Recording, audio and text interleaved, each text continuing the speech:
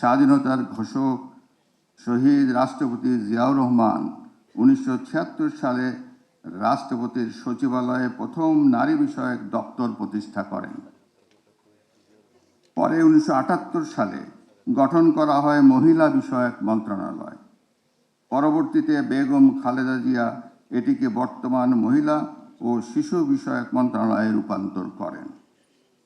শহীদ রাষ্ট্রপতি জিয়াউর রহমান যে ভিত্তি স্থাপন করেছিলেন সেটিকে আরও শক্তিশালী ও সময়োপযোগী রূপ দেন দেশনেত্রী বেগম খালেদা জিয়া।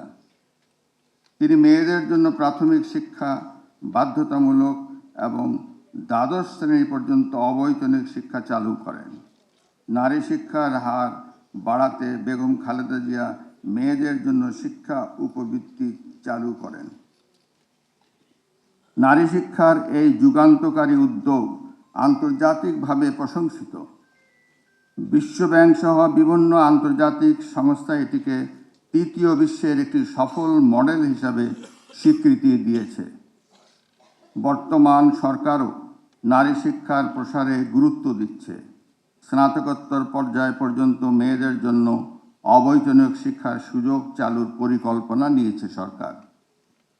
একই সঙ্গে অর্থনৈতিকভাবে পিছিয়ে পড়া নারীদের ক্ষমতায়নের লক্ষ্যে সরকার ফ্যামিলি কার্ড কর্মসূচি গ্রহণ করেছে।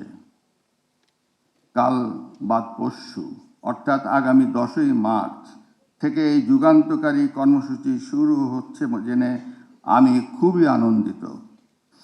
এই কর্মসূচির আওতায় প্রাথমিকভাবে প্রান্তিক দরিদ্র পরিবারের নারী প্রধানরা প্রতি মাসে সরকারের কাছ থেকে নির্দিষ্ট পরিমাণ আর্থিক সহায়তা পাবেন।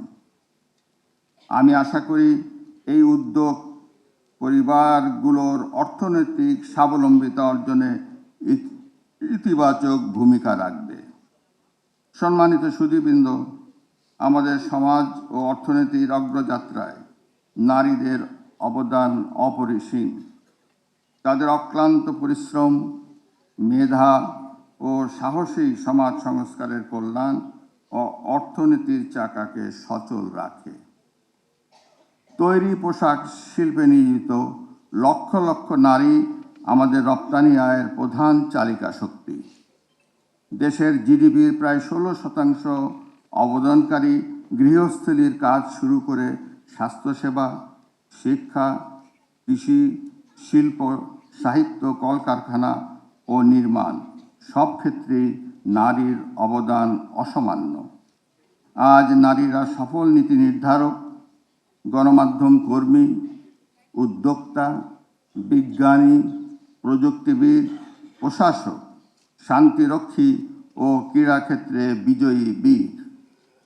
সম্মানিত সুধীবৃন্দ, নারীর উন্নয়ন ও সমৃদ্ধির জন্য আমরা যত পরিকল্পনাই গ্রহণ করি না কেন, এর সুফল পেতে হলে ঘরে বাইরে নারী নিরাপত্তা নিশ্চিত হওয়া অত্যন্ত জরুরি।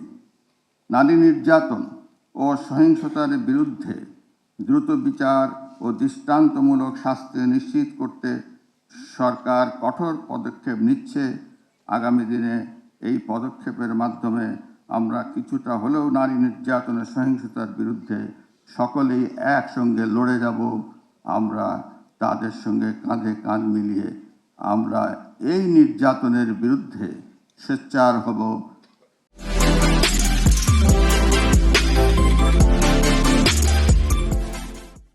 অতীতেও আমরা দেখেছি সরকার আন্তরিক হলে সব কিছুই ইতিবাচক ফল পাওয়া যায়।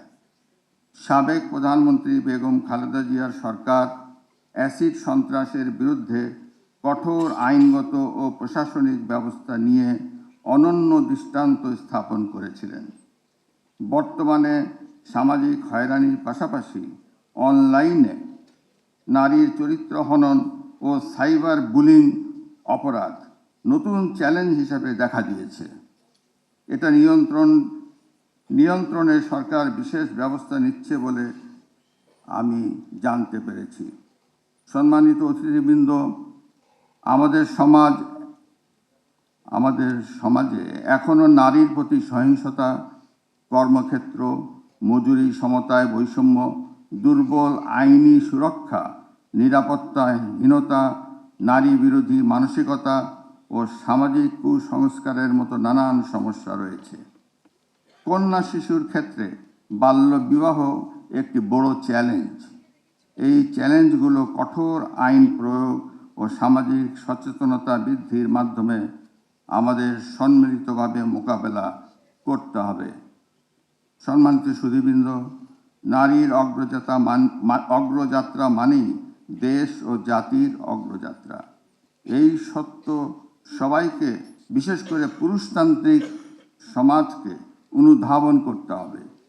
পরিবার, শিক্ষা প্রতিষ্ঠান, ধর্মীয় ও সামাজিক নেতৃত্ব, গণমাধ্যম এবং তরুণ প্রজন্মকে সমতার মূল্যবোধে উদ্বুদ্ধ হতে হবে।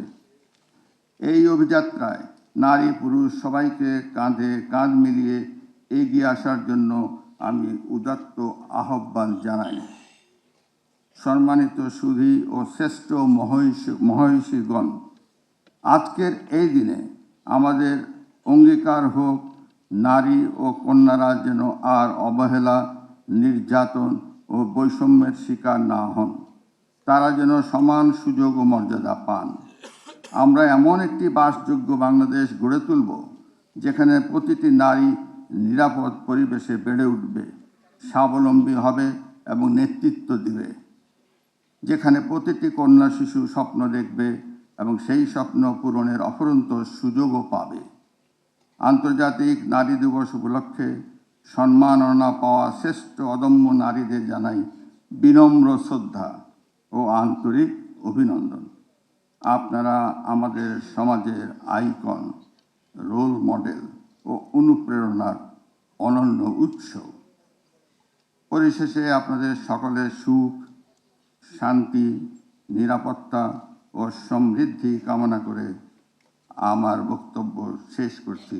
আল্লাহ আমাদের সহায় হন।